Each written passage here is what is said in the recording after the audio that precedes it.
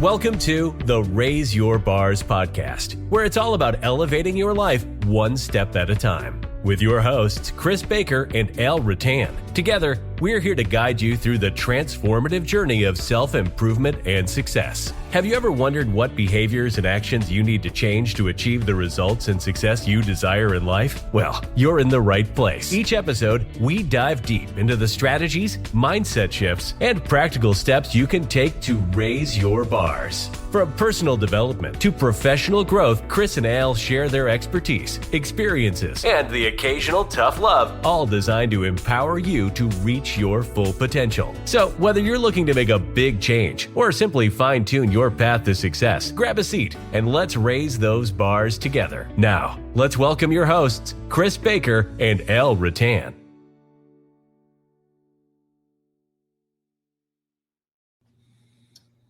Well, hello, everyone.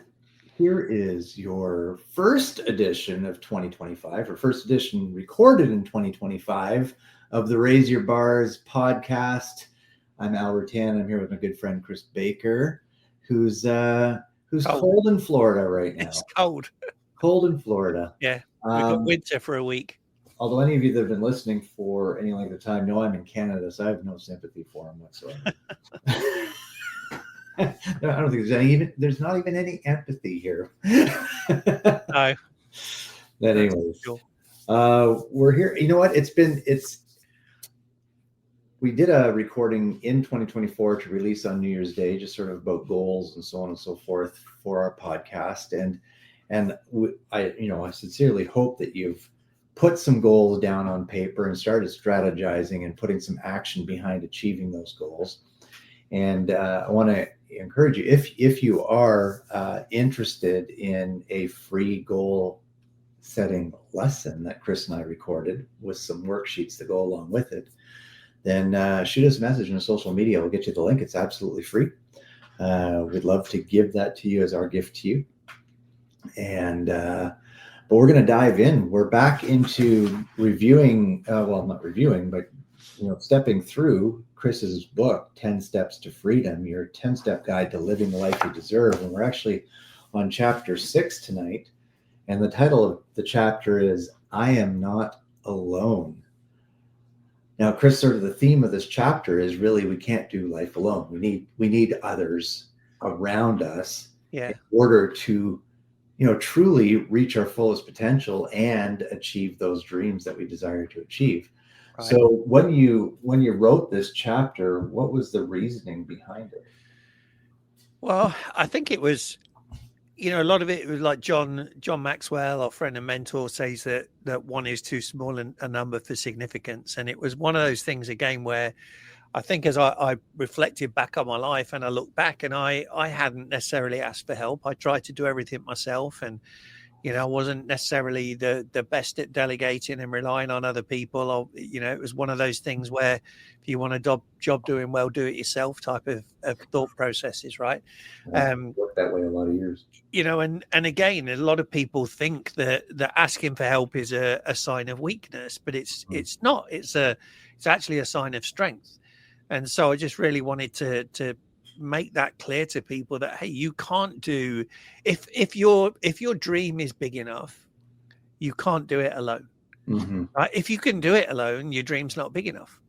Mm-hmm. So that was really the reason for it, and thinking about that. So and part of the reason we partnered, right? Because we both have our own separate things that we do, but we come together on this one because this is a pretty big project, our 5-step profit growth formula and the Raise Your Bars program and the Bars Academy and all the stuff we put together and are putting together and continue to expand and grow the brand. It is more than you and I can do alone, right? And thankfully we do have mentors and coaches, and we even have, I'm going to throw it to Nicole, my niece, who's my virtual assistant, who does so much of the stuff in the background for us. That really frees us up to work on growing ourselves and growing others. All right, folks, we're carrying on our podcast here. We did pause it for a moment because apparently I had the wrong mic selected, and Chris chose to tell me that it didn't sound right 4 minutes into the broadcast.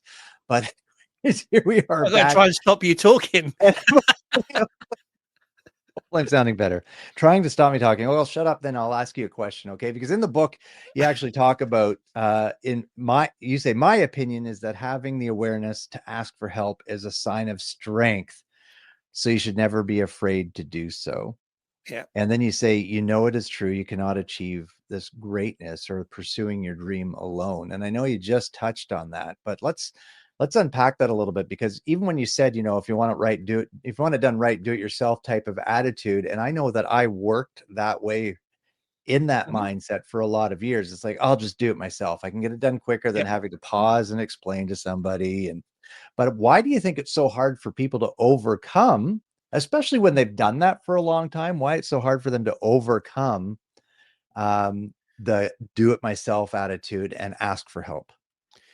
I think one of the reasons, and again, like looking back at me, is it was a control thing, right? You want control, and if you allow other people to do it, if you're in that mindset, you're giving up control, and that can be something that's a bit scary, right? We go back. We talked about fear recently. I think we talked in the goal setting as well about fear, and it's people like control. Right, especially if you're a D, right? Which I tend to go into that in a lot of it. And when I was in the sales environment, I was definitely more of a D. But sometimes you have to release that control, and you have to allow other people to grow, and that can be tough because, again, as a D, you want things done and you want it done quick, right? And if you're watching somebody else do it and maybe they're struggling, and you think, "Gosh, I would have had that done by now," yes, you would. But if you are always doing everything, there's two problems with that. One, the other people, your other team, your colleagues, they're not going to grow because you're not giving them the opportunity. And you also can't grow because you're stuck doing all of those things. And so you're not allowing yourself to develop. So you have to do it. And when I learned to do that, it was like a light bulb had gone off, because suddenly I saw other people raising their games. And guess what? I had a lot less pressure on my shoulders and I could do other things. And it was like, this is crazy. And in time, they were doing some of those things better than I could have done them. Right. So you have to release that control to allow others to grow and develop, and allow yourself that time to develop yourself. I think even for a period of time there in my life, I didn't even realize I was doing that. I actually did a 360 assessment on myself because I wanted to see what the team and my Is that a peers thought about 360? me. If you do it myself, well, no, I used one of the tools we have for. No, I did. I sent out the link. Yeah. So everybody was able to reply anonymously, and I read it myself, right? And the thing that came through, the common theme was that Al is a micromanager. Yep. And I don't know if I had fully realized. I knew I was a little bit, but I don't know if I really fully realized the effect it was having on my team by me being that micromanager. Yeah. And that was it was an eye-opening experience for me. And from that moment on, I purposed, so intentional living, I intentionally started to give away the power, to teach, to train, to let them do on their own, to solicit their ideas and their suggestions. And I'll tell you, and Chris, that was only 9 years ago that I did that. Yeah. Okay. But I'll tell you, since I've done that, my leadership style and the pressure I put on myself to perform the pressure's dropped off a lot, and my leadership style has drastically changed, where now I think I'm very effective at empowering my people and soliciting their advice and encouraging them to share their ideas openly and honestly with me. And I think it's helped us develop a great team. For sure. No, that's 100%. And sometimes I'll still catch myself doing it now, right? Where I'm like, let me just do this. And then I stop and I think, okay, you have to let others do it. And then occasionally you'll do it and someone will make a mistake. And I look at it and go, no, I should have done that myself because I wouldn't have made that. But guess what? You have to let other people learn by making mistakes, right? Because that's how they grow and that's how they develop. and you have to step back and allow them to do that, and you have to allow them to make those mistakes. Yes. And you're right. There are so many micromanagers out there that think that they are the only person that can do it. You know, there's those managers that when they, and I'm calling them managers deliberately, not leaders, because they're not leaders, right? When they're doing that, when they go away, they almost take pride in things falling apart because they go, see, you can't do without me. Can't live without me. I'm irreplaceable. Yeah. You're not. But really, you've done a disservice to your team, especially Right. if you're the business owner. How are you ever going to step away from your business and trust your team to operate it Exactly. like you would without you there? Now, I will add sort of a caveat to this. If you have certain values, if you have certain standards, and even though you're empowering your people, if they're not living up to those values or standards, you do have to step in and say, hey, because there's certain Right. things that people will do, and I'll say, no, we're not going to do it that way. Right. Right. And that's just life. Right. It And is. that's why you're empowered as the leader, right? Yeah. And we'll use the word leader in this case. That's why you're empowered, or why you're the business owner. You don't want it done that way, then we won't do it that way. But at least Right. we know the boundaries. Yeah, and that comes down basically to defining your business's culture, right? Your purpose and values, and your mission, vision, and living it yourself every day, and then hiring intentionally the people that align with those purpose, values, vision, and mission, right? And if you do that, you'll still occasionally get it right, because some people will still want to take shortcuts, or they miss something, or whatever. Absolutely. But if you if you are hiring for attitude, training for aptitude, you will see less of that where somebody goes against the values of what you stand for, as long as you've clearly defined it and shared it and Exactly. everybody knows, Yeah. and you're hiring accordingly, right? Yeah. If you don't tell anybody your values and your mission and your vision and your standards, then how are they supposed to know? Yeah. And I would say too, if you are a business owner and you find a leader within your company who shares your values, shares the vision for the company, treats the company like it's their own, which means they're going to be watching out for your best interests, pay them whatever you need to pay them to keep Right. Yeah. them, because Yeah. they're hard to find. Well, and as a business owner, a leader of a department, whatever, right? Would you rather have somebody that you know is going to run your business, run your department like clockwork when you're away, so you can go on vacation, go on holiday, and just relax and not think about work and not be missed? Or would you rather the ones where they stress and worry that you're not there, and when you get back there's a whole pile of mess to clear up because you've went away? I know the answer will be the first one, right? Yes. Or should be the first one. And here's another question: are you are you fearful of giving away that power that somebody else might be better than you? Yeah. I would be very happy if my team was all better than me. Of course. Yeah. Because it makes my job easier. I'm okay with that. I'm confident enough in my own Right. skill set and ability and my position to not care if somebody's better than me. Right. Great, go for it. Yeah. More power to you. Yeah. And I believe as a leader, you should be developing your successor, Yeah. right? In the ideal 100%. world, you should be, 100%. because if you don't, then you're going to struggle to move up. Mhm. Now, if you're at a point where you don't want to move up anymore or don't go anywhere, then you still should develop people, because they can go on and do other things either within the company or, to be honest, outside of the company. Yeah. You shouldn't stop anybody's development because it doesn't suit you, right? For them to move onwards and upwards. And if you're a business owner, guess what? You develop somebody who can go in and run your business. You can retire early, or go and play golf, or go and sit on the beach or something, knowing that your business is in good hands. Why wouldn't you want to do that? Yeah. Crazy. And it blows my mind that there's so many that don't. Yeah, I know. Yeah. Yeah. So many that don't. Yeah. So fast forwarding in the book a little bit, because I really want to touch on this part, because I think it ties in well. It says your team needs to include people with skills that complement your own. Yep. And And that is so true, because even if we always mention John, our mentor. So in the 21 Laws of Leadership, John says he wrote the book. It's 21 laws that he came up with, that he wrote, that he believes are the laws of leadership, and they've stood the test of time. It's just had its 25th anniversary, that book, and it's still one of the number one best-selling leadership books to date on the market. And he says he's not good at 5 of those laws himself. Right. So out of the 21, even though they're the laws, he's not good at 5 of them himself. And he's like the number one leadership guru in the world, and has written 100 books on leadership and personal growth and development. And he's not good at 5 of them, but he's confident enough, again, in his skill set and ability, to surround himself with other leaders that complement in those areas, because he's aware this is a weakness of mine.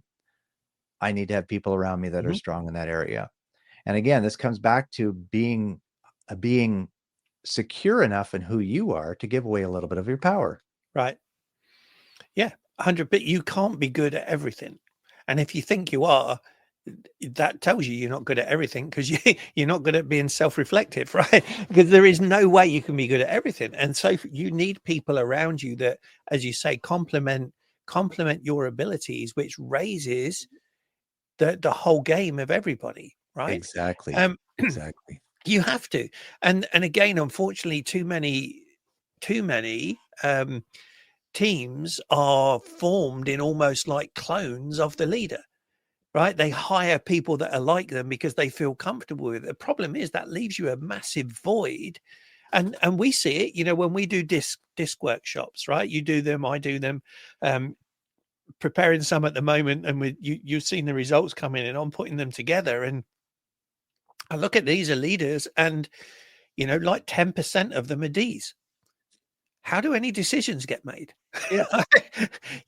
There's S's and there's C's, and it's like, oh boy, these workshops are going to be tough because they're all going to be quiet. But why is that? Why do we tend to like surround ourselves with people that are like us? We shouldn't. We should surround ourselves with people that challenge us, people that are strong in other areas. And we don't see that as a challenge to our ability. We see it as enhancing our ability. If you think about a baseball team, a football team, whatever it is, right? If you had a baseball team and you had the top 9 pitchers in the Major League Baseball, you're not going to play them all in one game, right? And have one at first base, one at second, one at third. They're the best pitchers. They're not good first basemen, second basemen, hitters, right? So you have people, if you look at a team, you have specialists in those positions. Now, some people can do multiple positions, right? But your most valuable players, with the exception of Shohei Ohtani, right? The most valuable players are good at one thing, and they excel in one thing. Right. Pay them that money. It's the same as your specialist versus your GP. Your specialists earn more money, and if you need heart surgery, you don't go to your GP. Right. You want the best specialist, the highest paid guy usually. Yeah. And probably the most arrogant one as well, because right. But what does that specialist do in the surgery, right? The specialist is doing that treatment. Then he's got nurses, anestheticians, everybody around him. They're all excellent at their job. As a team, they're tremendous. Exactly. Right? Now, we're coming up to we're actually already at 17 and a half minutes. That blows my mind how fast this goes sometimes. But we like to keep them under 18. We're going to go a little longer today, because I want to ask you a question and I want to hear your response. Yeah. Because you're right. We cannot do this all. We cannot do this alone. We're as human beings, we're not designed to do life alone. We're designed to have somebody in our life. We're designed to have friends and family and coworkers and stuff. As business owners, we can't run the business ourselves, right? If you do, you're going to be burned out and overwhelmed, and you limit your potential for growth trying to do everything by yourself. Right. But there's a question that you ask in here. I think it's a great question. And we actually use this question when we play the leadership game with people as well. But who has helped you become who you are today? And where would you be without them?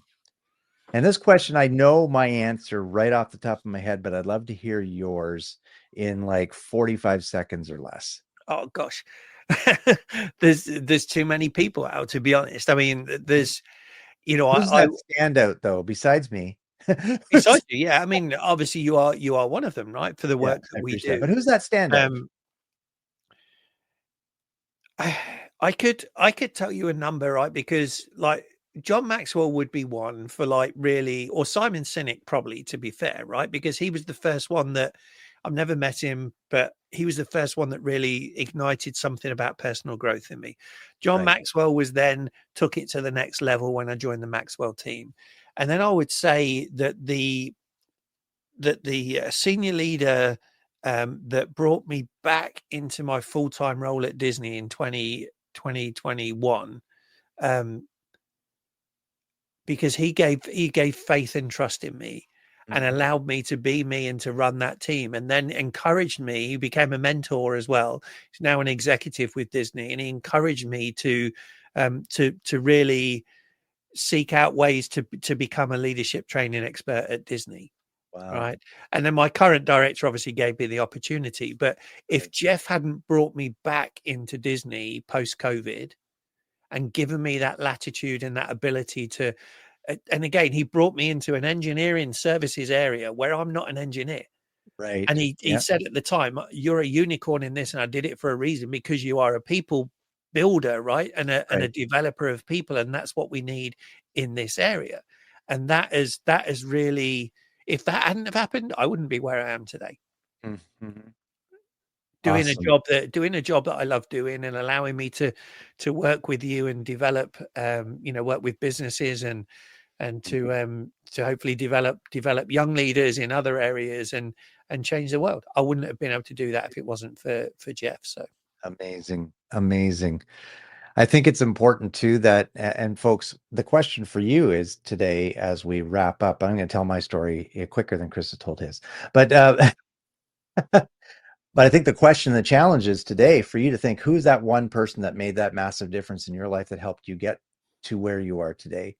Um, and the next thing is go and thank that person. If they're still here on this planet, mhm. then go and thank them. And don't send them a text message, call them, send them a handwritten note, take them out for a coffee, Yeah. and just share them. So grade 9, Alan Patterson, my homeroom teacher. I came into high school as this geeky little kid with no confidence from a broken home that didn't believe in himself, that had no friends, that was picked on and teased. And Alan Patterson took me under his wing as my grade 9 homeroom teacher and my grade 9 history teacher, Mhm. to the point where I could not wait to introduce him to my wife when I got married. And when we went back to Ontario, we went to his place and we sat there and talked to him and visited again. When he had a heart attack when I was in grade 12, I was one of the first students to go to the hospital to visit him. And Chris, I probably wouldn't be here today if it wasn't for him. Yeah. And so that man changed my life. Yeah. And so anyways, that's just for my story, and set me on the trajectory to where I am today. And then I have had amazing people come alongside me, like Drew and you and John Maxwell, Mark Cole, Chris Yeah. Robinson, Yeah. who've all spoken into my life and worked with me and helped me, and my pastors of my church and my wife and my family. Like, all these people have contributed to my success. And I think, Mhm. folks, one thing I don't think you realize until you start being intentional about thinking about it, how many people have helped you get to where you are today. There's Exactly. no Yeah. self-made people. It's a No. lie. It's a farce. There's no self-made No. people.